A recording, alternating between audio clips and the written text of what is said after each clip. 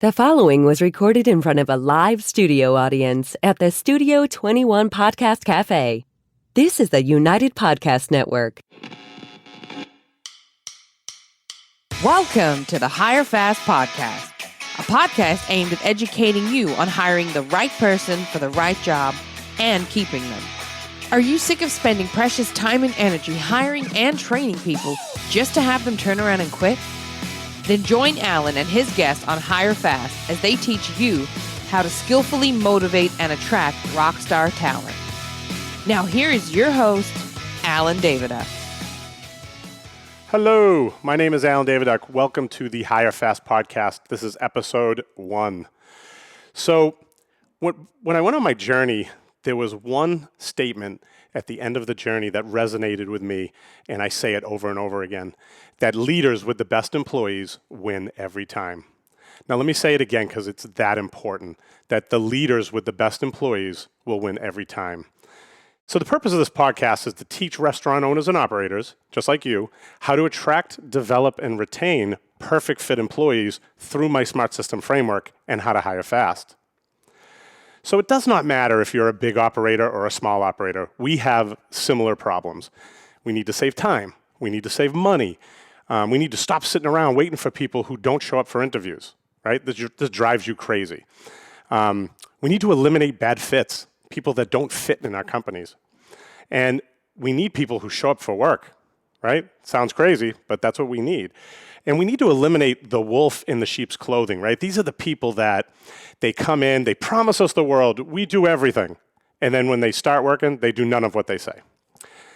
So this podcast is for restaurant owners, multi-unit managers, leaders, right, of restaurants and small businesses. But if you're an employee, I want you to listen too, because I want you to see how the other side lives and the things and the struggles that we go through as restaurant owners. So why should you care about anything that I have to say? Well, let me tell you a little bit about my backstory and how I got here today. So I've been in the restaurant industry my entire life. When I was a kid, my dad ran some restaurants called York Steakhouse. And I'm aging myself when I say that name. But I used to work doing dishes in the back, and I just loved being part of the energy of the restaurant. And most times I worked for a roll of quarters, and I would go to the arcade with the quarters, and that's what I worked for. And at some point, I don't know if promoted is the right word, but it was more work, but I got put on the grill, right? And in restaurants of this fashion, these big steakhouses, the grill is like where all the badasses are, right? This is the ego people. These are the guys who are the big shots. And here I am, I'm a 13-year-old kid, and I'm working right next to them, flipping steaks and doing all this stuff, right? Which really frustrated them because here they are, they're 30, 40, 50 years old, and the 13-year-old kid's working right next to them, doing exactly what they're doing, and in most cases better, because I had no agenda, right? I just worked. So shortly thereafter, my family got into the Dunkin' Donut business, and I grew up cutting the donuts on the table. The time to make the donuts guy, that was me for years. At some point, we transferred our production into a manufacturing plant, and then I focused more on the business, right? The mechanics of the front of the house. So I managed the location. Then shortly thereafter, I was managing our whole network of locations, and I did every function as if I were an owner. And then parallel to this, I got so interested in the manufacturing piece of the business that I went to work for the manufacturing plant that made the donuts for all the Dunkin' Donut locations in our area. So, there was just something intriguing about how do you get this product to 110 stores 7 days a week in the snow on Christmas. And I really enjoyed that process. Shortly thereafter, I translated that knowledge to I joined a startup, and we made frozen retail pizza, and I took all of those systems and processes that I learned in the manufacturing world of operations, and I was able to build those efficiencies into the retail pizza brand. So what happens when you own your own business is a lot of people, they want to tell you what they would do if they were you, right? And this is something that we have to really be numb to because everybody wants to live through our shoes. And this was the biggest struggle for me as I was learning and developing as a leader, was that, everybody tells you what you're doing wrong, and even with all that, I love the business. It's so exhilarating. There's something about when, the drive-through line is around the building and, there's customers, the line's out the door on the front counter, and there's tickets everywhere, and, people are running around. And that's where I really, start to excel. There was this Visa commercial when I was a kid, and I used to, every time I'd walk by the TV, I would hear it, and I'd hear the music, dun, dun, dun, dun, dun, dun, dun, and this guy was going into a deli, and then you see this line going into the deli, and you see a line coming out of the deli. And as the guy's going in, there's the people making the sandwiches are throwing the bags everywhere, and the people making the drinks are just sliding the drinks down the counter. And you see the counter, the deli counter, it's just spinning like crazy, hundreds of customers going through. And remember, this is a Visa commercial, a credit card commercial. So then the guy comes around and he pulls out cash, right? And everything stops. The cups are falling on the ground, and people are bumping into each other, and dishes are falling, and everybody's like, oh my God, what do I do? Well, welcome to the restaurant business and the QSR business. And as managers and leaders, what I learned over the years was the faster we can put that back on track and get the systems and processes flowing again, the more successful we will be. So I love building those teams and seeing the teams succeed as things are flowing. Right? Because there is a science to it. As much as the customer behind the counter, says, what's taking so long? But there is a science to it. And that's where, my head always goes to, is the mechanics of the business. There's another movie I want to quote called The Founder. And it's about the McDonald's brothers. And one of the McDonald's brothers is standing on a ladder. He's got the whole team out on a tennis court. And they literally draw the restaurant on the ground. And what they did is they mocked all their systems and process to get the burgers, the fries, and the shakes out faster. And if anybody bumped into each other, they stopped everything, they erased it, they redrew it until they got it right. And what they were working on was the foundation of how our restaurants work, and it's called Speedworks. That was an aha moment for me. So, but it wasn't always that way. Back in 2017, I was in this real bad place, a pit. And I had this conversation with my mother, and I said, listen, no one wants to work for us, and it's killing me, right? I'm very unhealthy. I'm overweight. I have diabetes. And when I say overweight, I was like 410 pounds. And I wanted out. I couldn't do it anymore, right? Every day I was dying slower. I would actually blame God at certain points. I'd say, how can you do this to me? How can you put me in these situations where, I'm so stressed and no one wants to work for me, and I have to work 15 hours a day, 7-8 months without a day off, right? Now I can't get home. I can't see my kids. I have 8 kids at home. I can't see my wife. We're fighting all the time. I just don't want to do this anymore, right? And here's what a typical day looked like for me back then. So I'd wake up in the morning at like 4:30 in the morning to 4 text messages, 6 missed phone calls, and, this person called out, and this person can't come in, and this person quit, whatever it was, right? So now I would get up, and imagine that, right, when you're woken up like that, right? And, I would go to take a shower, and I'm on the phone, and I'm trying to move things around. I'm trying to strategically plan, because we have a network of stores. It's not just one store. We're trying to make it work in multiple places. Anybody can make things work in 4 walls, but now make it work in 4 walls that are 5 miles away. That's a whole different world, right? And I would rush into the store, and I would see a line, right? And this really frustrates me, because I hate to see people wait. I hate to see people frustrated. I hate to see that annoying look in a customer's eyes. So I would literally put my coat on the ground. I didn't even get to go in the office and put my stuff away. And I'd jump right in, I'd start helping. Next thing I know, 7 hours go by, it's now noon.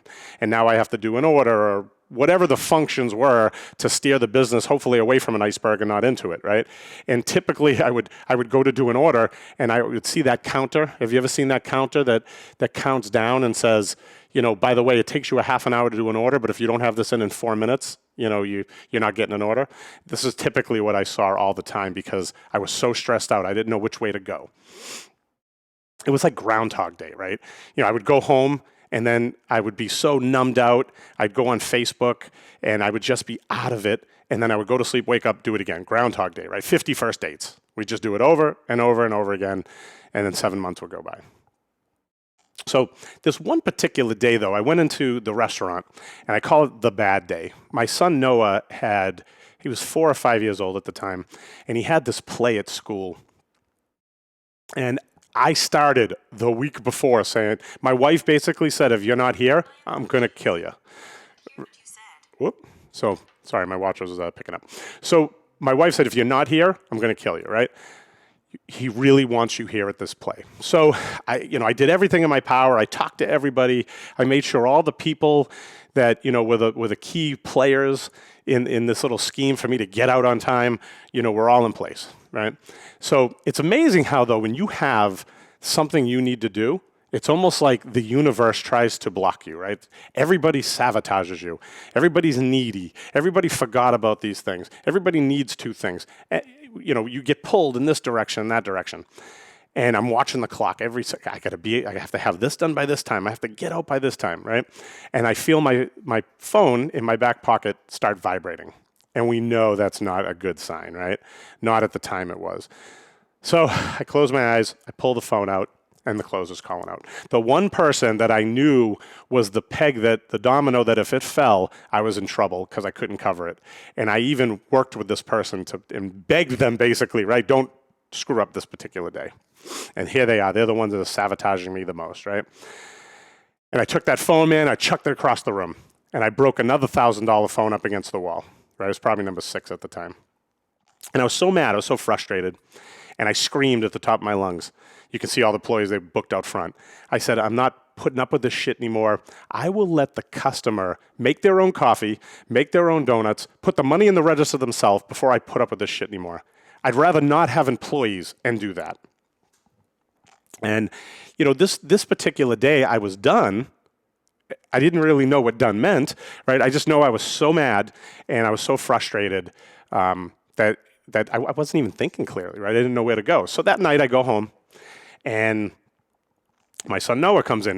He's so happy and excited, wants to tell me about the play.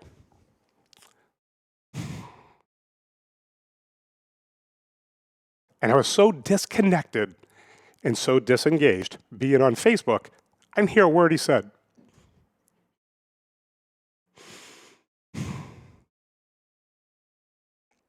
The little guy just wanted to tell me a story. Man. So, I realized what was happening. I put the phone down. I apologized. I said, buddy, I'm so sorry. You got to start over. You got to tell me the whole thing. So he did. He was super energetic, told me how awesome it went. And I said to myself, well, if I'm doing that to my son, and I do that to my wife, do I do that to my employees? Do I do that to my customers? Maybe this is why people don't want to work for me. So the next day I go to work, and I called our multi-unit manager. His name was Anthony. I said, Anthony, I need 2 or 3 hours of your time. You need to come over to my office, and we need to go over. We need to make a plan, right? And we hashed it out. We really were frustrated with where to start, right? And one of the things that I was frustrated with the most was hiring, was interviewing. And I love talking to people, but what was happening in this particular time period is that when I would go into an interview, I was so defeated and I had such low energy that I knew I wasn't going to land the person, right? It was almost the equivalent. I was saying to people, listen, everything sucks here. I want to pay you less money than you've ever made before. What do you think? You in? Right? This was what I was selling. This was my offer, right? So I would go into these interviews and I knew that I couldn't land the person. This person had a better choice than coming to work for me. So I really had nothing to sell. And this is why I would go in with a defeated attitude or low energy, right? Because I would almost, let's just get through the motions. They're not going to take it, right? So all I was left with was the inferior choices, right? The people that had nowhere else to go, which I would bring them in, and then I'd get frustrated that they would do exactly what I thought they would do, right? This is the real definition of insanity, doing the same thing over and over again and expecting a different result. But I said to Anthony, what do I want, right? I think I'm after, I don't want this emotion anymore, right? I want to do things in just such a fashion, you take it or leave it, right? And I don't want this frustration. I don't want to have to convince people that you need to come work here, and I'm trying to turn them into something that they're not, right? I don't want to do that anymore. And I wanted compensation to make sense. I would get people that would walk in. Has this ever happened to you, right? They just shut you down and they say, well, how much money am I going to make and how many hours a week you're going to give me? Like, you haven't even asked what the job was, right? But you're asking all the wrong questions. I was tired of this, right? So I wanted the compensation to make sense. I could deliver it, either do it or you don't, right? And I wanted people that had better availability. I'd go to write a schedule, and if you can only work Monday through Wednesday, I mean, it's great, I love you, but you have no real value to the company. And we're a weekend business, we're a morning business, we're an afternoon business, we're all these things, but yet you want to work 9 to 2 and it doesn't fit, right? So I needed to fix that. And I needed a process that I could rinse and repeat, because what would happen was when I would turn the valve on at some of these job board companies, we'd get this flood of applications. And I couldn't even respond to them fast enough. And then by the time I would get to the person, they would already take a job somewhere else, because they blanket out 20, 30 applications, and the first person that comes to the table is who they talk to. So I couldn't respond fast enough. So I had to fix this. So I said to Anthony, this is where we're going to start. So as me and Anthony drilled into it more and more and more, I said, Anthony, what if, just imagine, right, the possibility, if we could slow down this revolving door by engaging with only the better people, right? We could identify that these people, almost like, one of those apps where you kind of flip to the left, you flip to the left, right?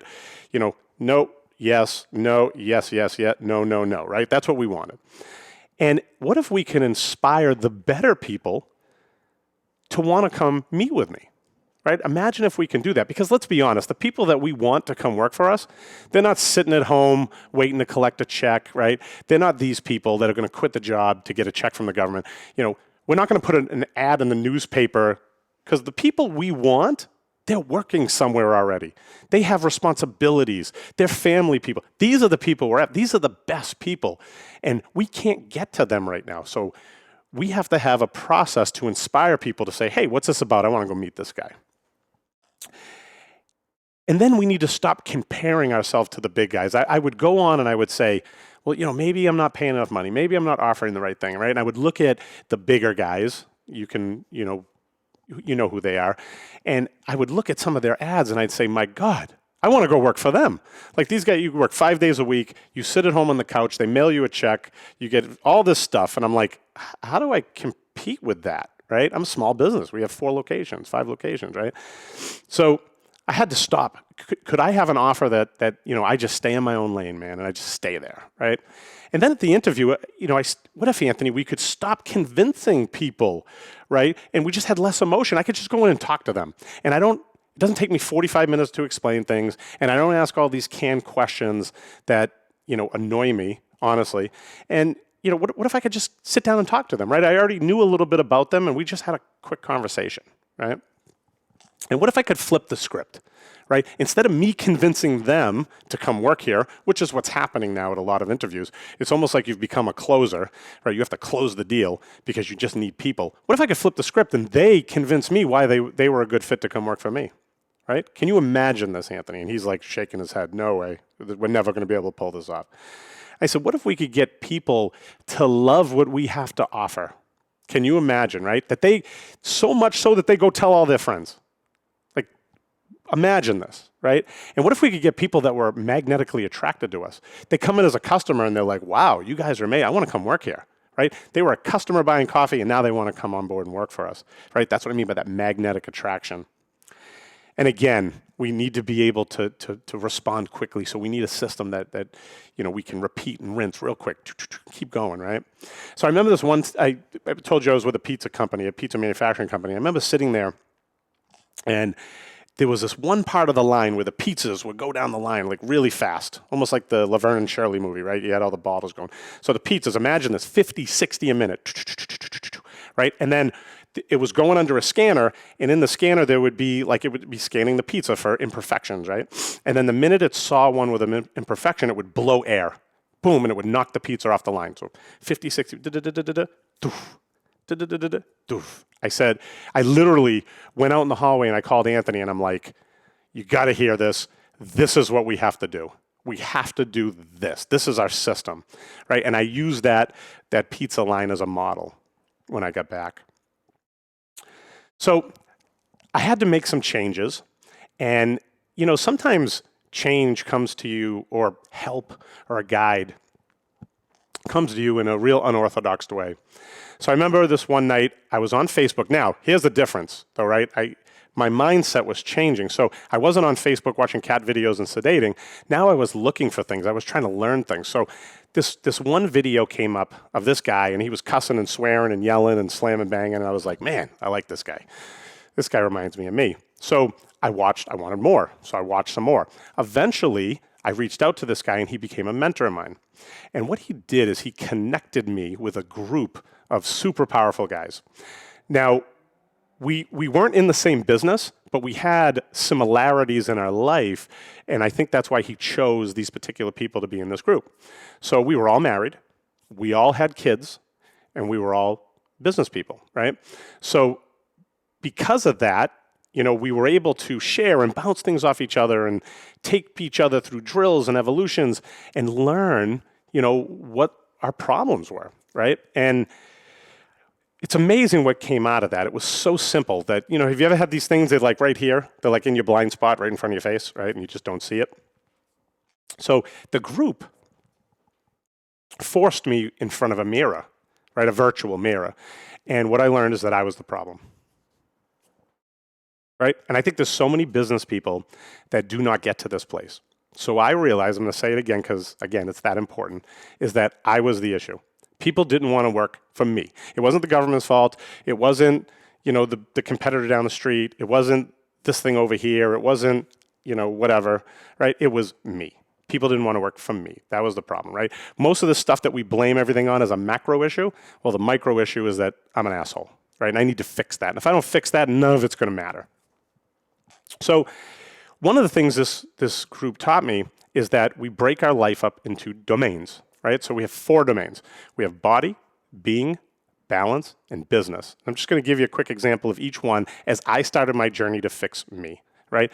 So the first one was body, right? I started walking, started eating better, started losing some weight. Eventually, making these changes led me to some really important surgeries I had to have. One of them, which was an open heart surgery, a quadruple bypass and an aortic valve replacement. My habits was so bad, and I was in such a bad place that I was on a course to die. So I had to fix this, right?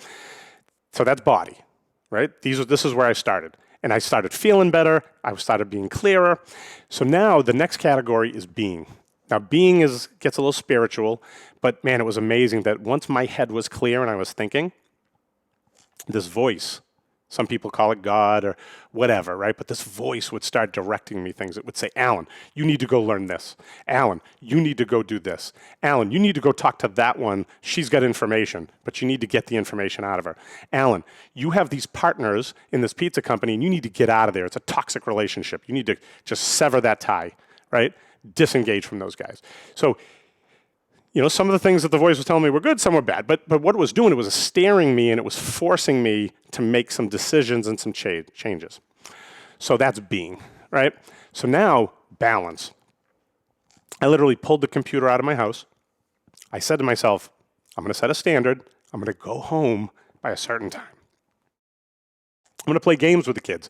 I started sending the kids messages, right? Little fun messages every day. And I started opening up that connection with my kids again. Now, with my wife, we started doing some date nights. Now, even if the date night was so boring that we would just go to the grocery store on Sunday, it was great to connect with her, right, and spend that time. Now, it's amazing, that's balance. So once I fixed these first 3 domains, now the business domain started to open up for me. I started seeing things clearly. I started seeing things that were right in front of me that I didn't see before, right? I started questioning things. I started poking things, right?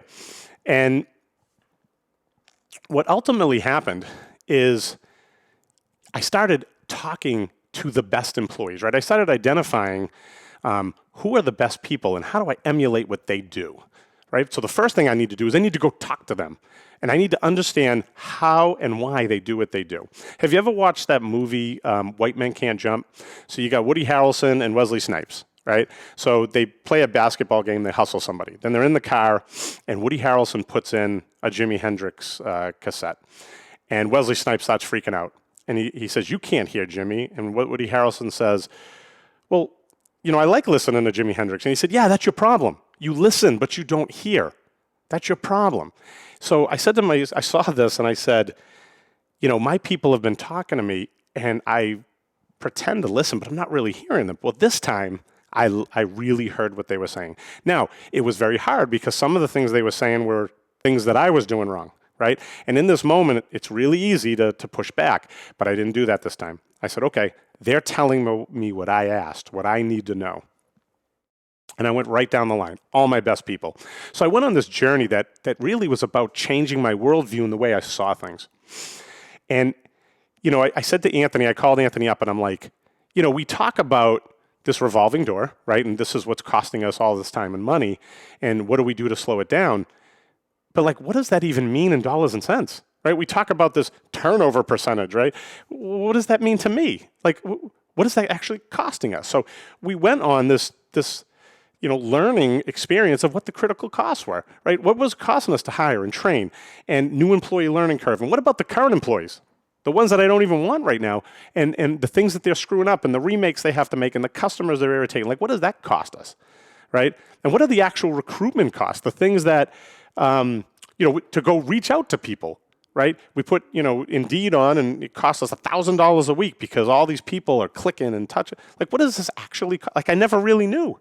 And it was funny, as I talked to other business owners, they all said different things. They didn't know either, right? So they couldn't even direct me because they didn't understand it. So I'm like, man, if I don't understand this, if I don't know my numbers, it's the first thing that happens when you go on Shark Tank, right? They say, what are the numbers, right? I didn't know the numbers.